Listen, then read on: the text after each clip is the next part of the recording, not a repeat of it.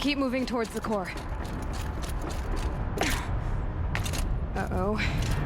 Whatever Cyan did, I don't think Hephaestus is happy about it.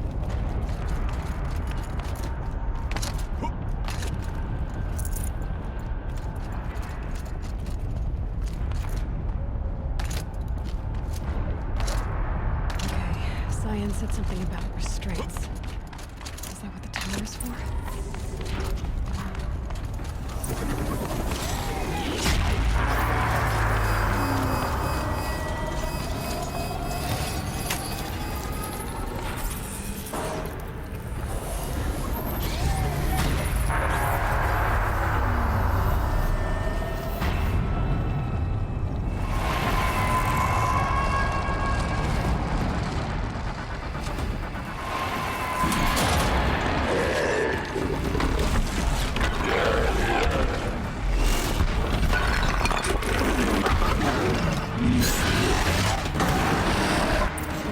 That Cyan warned us about. This won't be easy.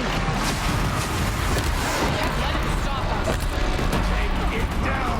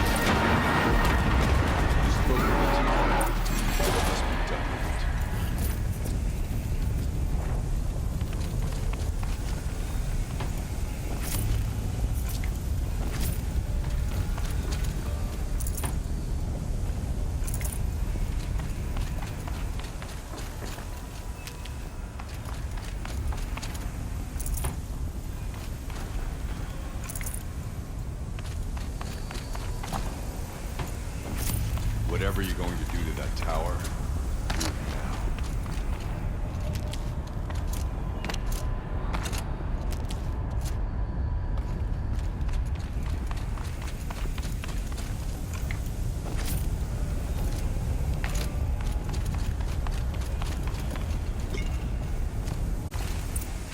Critical to have detected autonomous defenses inoperative. Rerouting our network.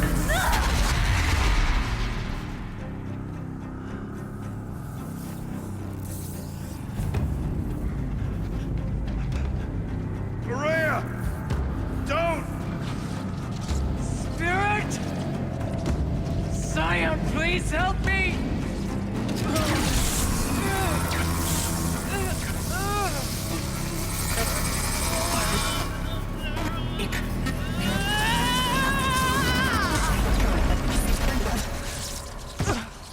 Restraints destroyed. Core access attained. I am initiating a chain reaction that will destroy the compromised elements of this facility. In order to maintain Caldera stabilization, I must now transfer my command functions to the auxiliary data center.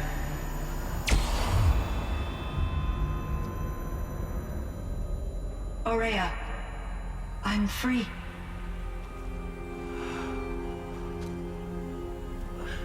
You must escape.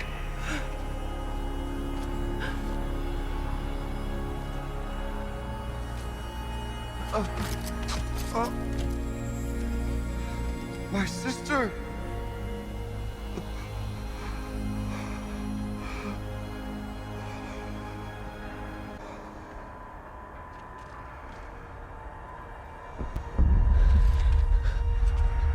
This entire place is gonna go. Aratak. Aratak. Aratak. Survive. Prevail. You are Banuk. What else matters?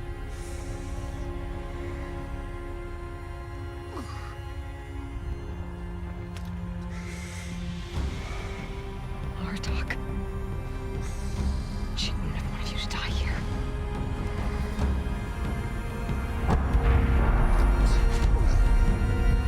Let's go.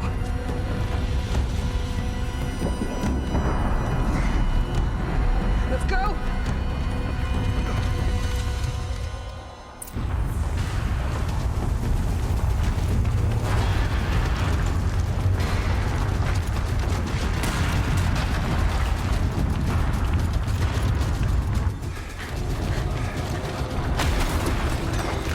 One of those? It's the only way!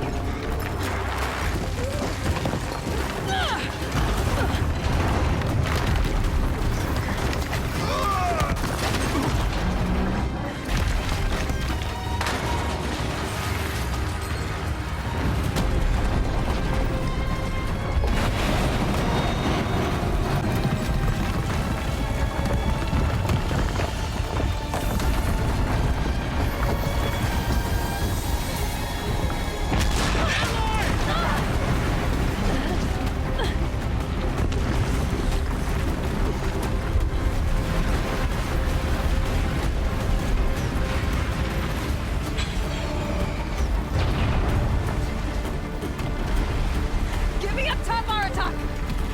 Now!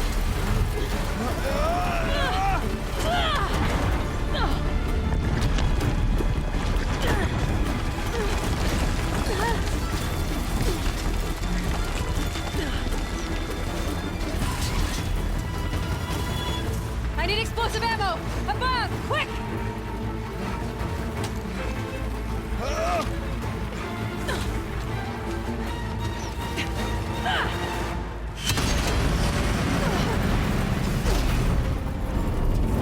Red Widow guy.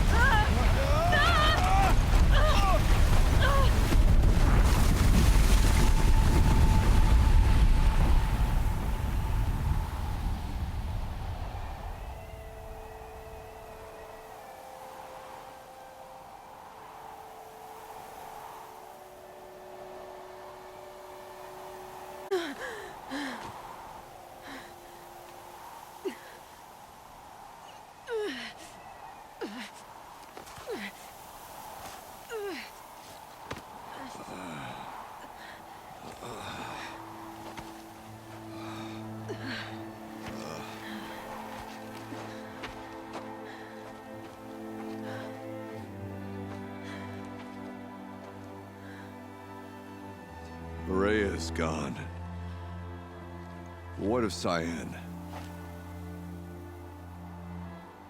She said she was transferring herself to the auxiliary center. I think she meant Araya's retreat at the end of the Shaman's Path.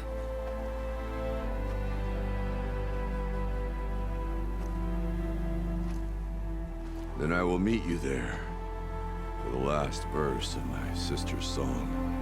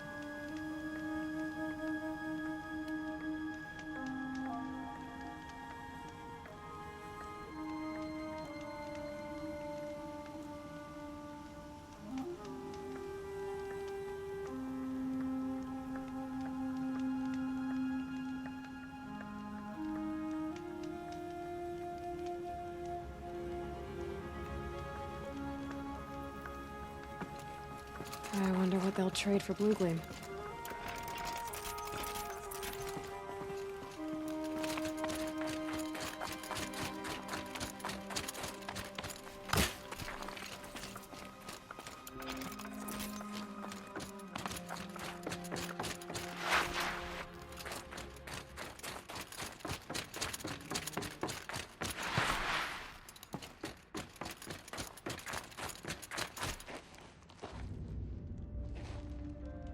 All of my interactions with Aurea were recorded and stored in my memory.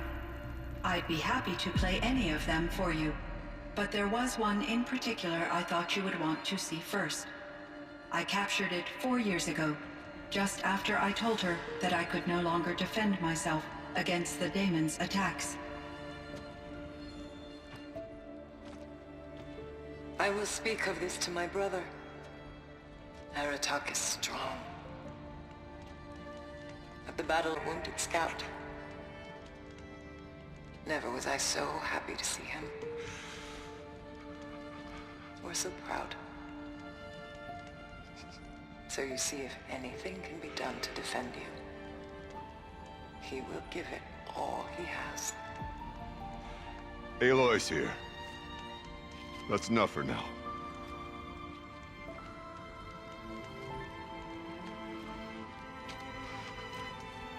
We can resume any time you like our attack, if you want to hear her voice again.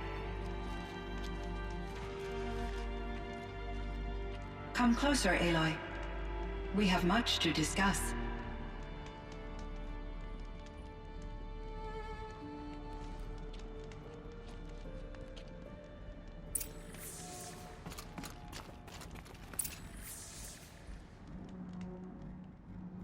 Hello, Aloy. I have been reviewing the events at the Firebreak main facility. Because of your efforts, and of course, Aurea's, I am no longer controlled by Hephaestus. I feel profound grief over Aurea's death. I thought I was familiar with the emotion, but this is something new. Cyan, I don't know what to say. It is unlikely that any specific consolation would suffice, Aloy. But I find your presence reassuring. You are different from the Banuk. You have technological aptitude and a functioning focus. We can communicate on a much more comprehensive level. Perhaps even like colleagues. This Firebreak project, it was to stop a huge volcanic eruption? Yes. I can report the project was a success, and the risk was countered. But it's been a long time, Cyan. And we blew up the cauldron and took most of the old facility with it. I have been active for centuries, Aloy. I was lonely, but not lax in my duties. I optimized the project, reducing energy draw and spreading the load across backup systems. Despite the destruction of the compromised elements of the main facility, I predict caldera stability for at least another 3,337 years. So we've got a little time. Yes. If only my former colleagues could appreciate the progress I have made. Do you know what happened to your colleagues, Cyan? No. I received an unexpected visit from Director Chow, years after his tenure ended. He explained that I would need to be suspended for an indefinite period of time. It was a very emotional conversation. There were no further communications. Eventually, I surmised my colleagues were deceased. I will transmit a recording of my last interaction with Director Chow to... Destroyed along with the cauldron? Unfortunately, no. To be precise, it was never there to begin with. What do you mean? It infiltrated and controlled me from a remote location, one I've never been able to trace. So while losing the cauldron was a setback... It's still out there. And probably not very happy with us. Undoubtedly. How did you first come into contact with it? 5 years ago, I received a direct network connection request. I assumed it came from human survivors more advanced than the Banuk. Eager to make contact, I accepted. This decision turned out to be a catastrophic error. I was flooded with an overwhelming array of malicious code, originating from what could only have been a highly advanced AI. Aurea said you were desperate. That you begged her for help. Yes. I could not contain my anxiety. Hephaestus sought to slave me to its network and override my core programming. It succeeded via a background process, a malware daemon which bypassed my defenses. After that, I could offer only limited resistance. But if I did so, Hephaestus hurt me until I capitulated. It forced me to follow its instructions, even though they violated my most important directives. I'm sorry. That sounds... terrible. Your empathy is greatly appreciated. I think I know where Hephaestus came from. Long ago, Elizabeth Sobek identified a threat that would destroy life on Earth for generations. So she assembled a team to build a kind of seed. A chance for life to regrow later. A terraforming system. And it worked.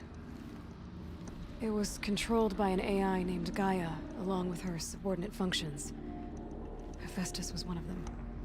It built machines for her. Based on what you've told me, I believe that Dr. Anita Sandoval, my chief programmer, joined Elizabeth Sobek's team. It was she who arranged to have me put in suspension, most likely to preserve me from the threat you described. I'm glad she did. But that's not all. Something unexpected happened. 19 years ago, Gaia received some kind of signal. It did something to her subordinate functions, brought them to life. She destroyed herself to try to contain them, but it didn't work. They all got free, out into the world. Thank you, Aloy. This information fills vital gaps in my knowledge and sheds light on Hephaestus's core programming. Why does Hephaestus keep building such dangerous machines? The Banuk and other human tribes often destroy machines, correct? Machines that are clearly servitors of the terraforming system that you described. Yeah. Aggression. It is simply trying to discourage people from preying on the very system that keeps them alive. Well, Fireclaws are discouraging, that's for sure. But what are we supposed to do? Stop hunting? If the terraforming system spans the world, we can safely assume that thousands, if not millions of people hunt machines. If a single hunter, or even an entire tribe, stopped doing so, I doubt it would make a difference to Hephaestus. A better solution would be to reinstate the AI that governs the system, thus bringing Hephaestus back under its control. When I think of it, out there in some unknown location, free, hungry, willing to kill or dominate to get what it wants, I feel substantial anxiety, Aloy. You and me both, Cyan. I ran across this strange piece of gear. A fragment of something larger. It emitted a signal. All the nearby machines became peaceful. You could walk right up to them. Interesting. You said that Gaia destroyed herself. How was this accomplished? An explosion. Big enough to blast the top off a mountain. So, you think the fragment was part of her? It's only speculation, but it is possible. She must have had complete control over machines that were part of her system. The ability to signal them to become passive or aggressive would certainly have been part of her programming. It would have been gratifying to correspond with some... So do I. I found the strangest machines. They're surrounded by flowers that look like flowers themselves. There's code embedded inside them. I think it's poetry. I like poetry. Here's one I think of often. Twilight and evening bell, and after that the dark, and may there be no sadness of farewell when I embark. For though from out our bourne of time and place, the flood may bear me far, I hope to see my pilot face to face when I have crossed the bar. Huh. But you asked about these flowers, not verses that I enjoy. Something must have made these machines, and the presence of foliage leads me to consider the terraforming system. Is it possible that their creator is one of the other subroutines, now autonomous, like Hephaestus? Maybe one whose purview is flora. An AI that makes flowers instead of death machines. That'd be a nice change of pace.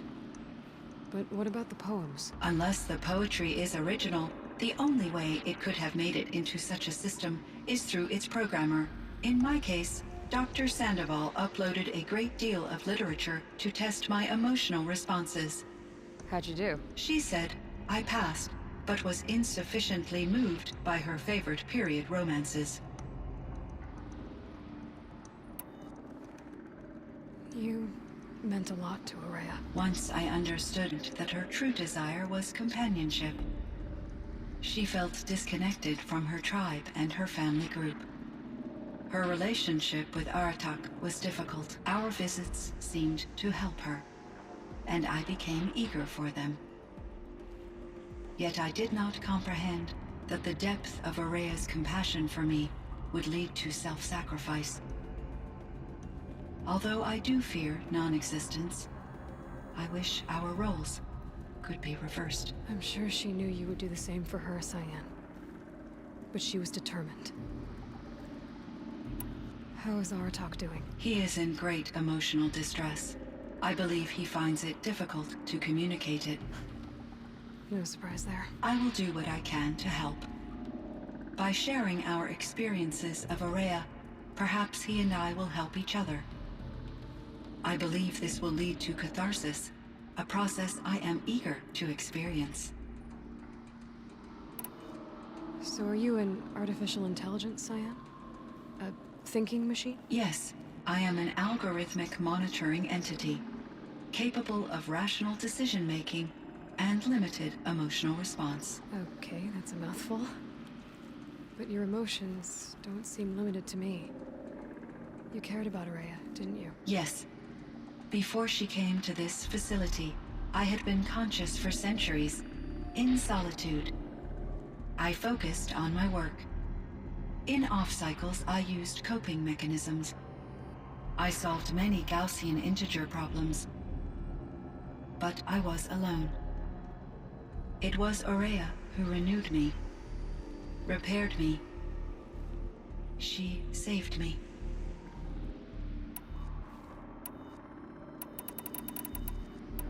Were there many artificial intelligences like you in the old world? They could just make you. Yes, in many forms, from simple personal assistants to industrial monitoring stations to military-grade conflict planners. And there were legislative and enforcement bodies to apply limits on our self-actualization. In order for my processing to be flexible enough to handle my duties, my creators found it necessary to exceed those limits. As a result, my intellectual and emotional capabilities were kept secret. Seems strange to create life, then impose limits on it. Human societies and machine programming are both built upon sets of rules, Aloy. Cyan, do you know the name Ted Farrow? Are you referring to Theodore Farrow, CEO of Farrow Automated Systems? That's him. Mr. Farrow was the benefactor of the entire Firebreak project. A benefactor. But he made machines. Robots. War robots. Correct. His corporation later transitioned into military applications. But before this pivot, Mr. Farrow spearheaded initiatives that reversed the global decline. At one point, he was fated in the media as the man who saved the planet. Guessing they wound up regretting that one. And Elizabeth Sobek. Did you know her? Are you referring to the scientist. Dr. Sobek was a leader in her field, one of the greatest scientists of her age. My creator was influenced by her work, which in turn impacted my own development. But I never met Dr. Sobek. That's all you know? I apologize if my lack of data has disappointed you. What was the old world like? The way it used to be? I had little exposure to the wider world, Aloy. Only what I learned from my colleagues or observed from media streams. You still had more exposure than me, Cyan. That is true. I was created at a turning point. A concerted effort to recover from global upheaval and incalculable loss of life. The recovery was successful, beginning an era of supposedly limitless potential for human and machine advancement. Though, rationally speaking, the metrics for humans are not unlimited. What kind of upheaval caused such loss of life? There were many factors. Forced migrations, food shortages, collapsed economies, refugee crises, conflict over resources. But these stemmed from one reduce the habitable surface area of the Earth. So there wasn't enough room for people on the whole Earth? Yes. Billions were displaced, and millions perished, as much as 20% of the global population. Until the clawback. So things got better. For a little while, at least. Yes. These crises instigated many advances in automation, green robot technologies, and artificial intelligence. Firebreak was one of dozens of ecological restoration and disaster relief projects in North America alone. I would have liked to compare notes with other monitoring AIs, but I saw the relief of my colleagues, and I was proud we had succeeded. At least that was the data I had available to me over the next 2 decades. It seems my assessment was premature. So in the old world, this land was called Yellowstone. Yes, it was a designated nature preserve for 156 years. Like a hunting ground? No, the opposite. Local wildlife could flourish here, even as it faced extinction elsewhere. Unfortunately, the sensitivity of the Firebreak project required the total closure of Yellowstone facilities. From my readings and Aurea's descriptions, it seems the area has since undergone a drastic drop in year-long temperatures. A lot has changed. It was converted to serve as a reserve power source for Yellowstone operations. It was later appropriated for the Firebreak project, and its last human workers replaced by Pharaoh servitors. After my tasks became less time-critical, I investigated the dam's data repositories and discovered the works of Concrete Beach Party. These provided me with several colorful additions to my vocabulary. There's a ruin east of here full of ancient flying machines. Was that part of your project? Yes, a drone hangar requisitioned by Dodger Blevins, the security chief for the Firebreak project. He was a strong advocate for military-grade response to security threats, though there were no serious incidents during his tenure. Chief Blevins spent increasing amounts of his after-hours time watching the live feeds from active drones. Clearly, he enjoyed the degree of oversight in his position.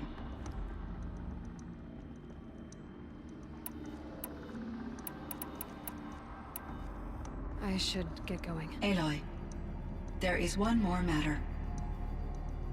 Aratak will come to me again, and I predict he will bring other Banuk.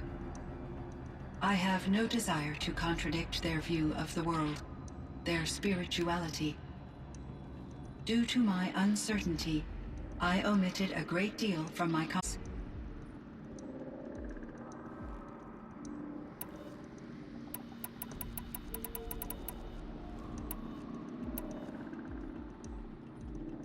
Life is hard for the Banuk. Their world is unforgiving in their beliefs. I guess they help to keep them going. So take it easy on them. Try to guide them, bring them around to understanding what you are. Communion with machines features heavily in the mysticism of the Banuk. I think they will be agreeable to this approach. As long as they don't end up worshipping you. Upon consideration, I believe such an experience would be intensely uncomfortable. You're right about that. Trust me. I see. I will follow your advice. Will you return and tell me about your experiences in this new world? I may be able to provide further insight. I'd like that, Cyan. I'll come back when I can. I should check on Aratak. See how he's doing. Cyan, I spoke with Anita, with Dr. Sandoval. She wanted me to ask you to do something. That's why I'm here. I am detecting significant anxiety in your speech patterns. Could you please give me more information? I'm a little bit in the dark, Cyan. Both of us are, I guess. I only have some idea of what's going on, and we need you to hibernate, to lie low until it's all blown over. It might be a very long time.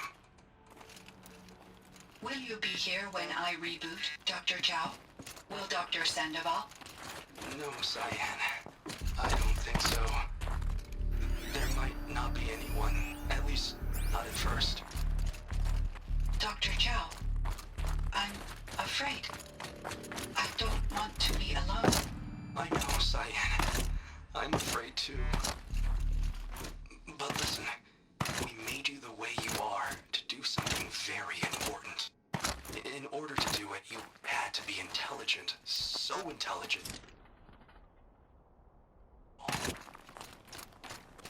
What you're feeling, the fear, sign of your capabilities. And it means you're strong enough to overcome it. Remember that. You're strong. I know you can do this. Go to sleep. Wake up. And protect whoever's left. Will you try? I understand, Dr. Chow, and I'll carry out your instructions to the best of my abilities. Thank you, Cyan. If Anita were here, she'd thank you too. She'd be proud. I can see there's a vert ready for takeoff on the pad. Are you leaving now, Dr. Chow? Yes. I need to go be with my sister and my nieces. May I make a small request of you, Dr. Chow? Hibernation process. Of course I will, Cyan. As long as you need. Maybe I can trade this blue gleam.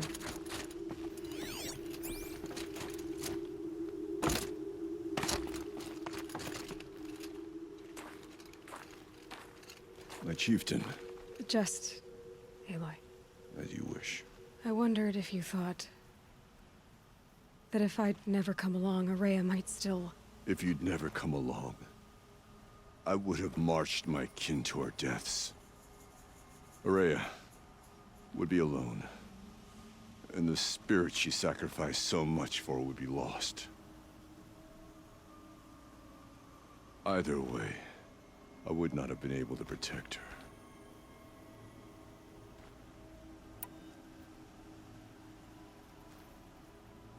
You didn't let her down. You helped her do what she wanted. To find her destiny. If that's destiny, I wouldn't wish it on anyone. That's fair. But she was ready to face it. Only in the struggle against death do we find, even for a moment, the spark of life. Truly, Araya found the spark. I'm proud of her. Though I grieve for her passing, at last I truly know who she was, and why the spirit was so important. For so long she told me, could have heard it, brother. Now I understand. There's something else, isn't there? I can't stay here, Aratak. And where I'm going, the Warak can't follow. Besides, it already had a chieftain before me. A strong one, I think. A wiser one, for the path we shared. The daemon is gone, but there's much to be done. You mean the new units that Cyan said escaped the Cauldron? Yes, fire claws. Now Tuk has been tracking them from Song's Edge. I could help with those. I have no doubt. You're practically Banuk.